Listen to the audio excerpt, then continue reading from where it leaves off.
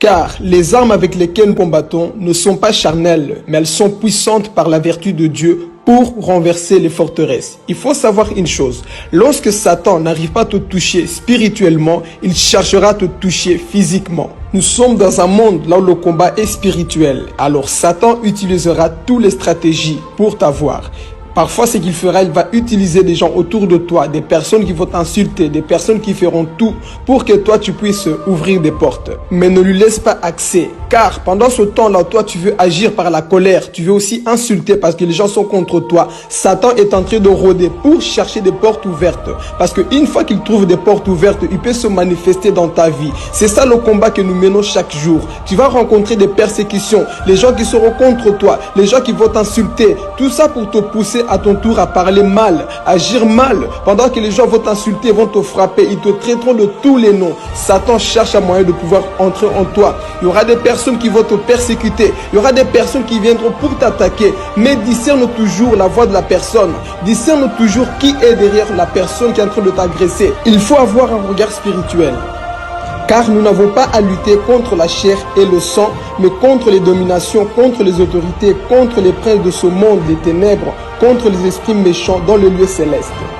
Ton combat n'est pas contre ton frère, mais contre l'esprit qui le pousse à t'attaquer. Il faut savoir une chose, lorsque tu déranges le monde des ténèbres, Satan fera tout pour t'attaquer. Voilà pourquoi il faut avoir le discernement. Il faut toujours être dans le discernement afin de savoir le pourquoi la méchanceté des hommes contre ta vie, pourquoi les hommes t'attaquent. Il faut savoir que lorsque le diable n'arrive pas à te toucher réellement, il fera tout. Il va utiliser les gens, il va te narguer, il fera tout pour que tu puisses agir par la chair. Pourquoi? Parce que lui, il cherche des portes ouvertes dans ta vie. Voilà pourquoi, aie toujours la maîtrise de soi. Tu dois discerner l'esprit qui anime la personne.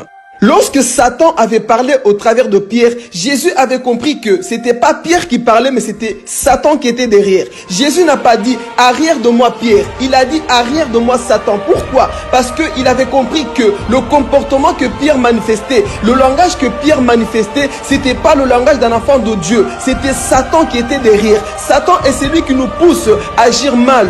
Et il faut avoir le discernement pour comprendre, pour voir qui se cache derrière la persécution, qui se cache derrière ce problème. Lorsque les gens te persécutent, lorsque tu vois la méchanceté en face de toi, discerne toujours l'esprit qui anime cette personne. Il faut le comprendre. Des fois c'est ton homme, des fois c'est ta femme, c'est tes enfants. Ils vont t'énerver, ils vont te pousser à bout. Mais discerne toujours le pourquoi cette persécution, pourquoi cette méchanceté.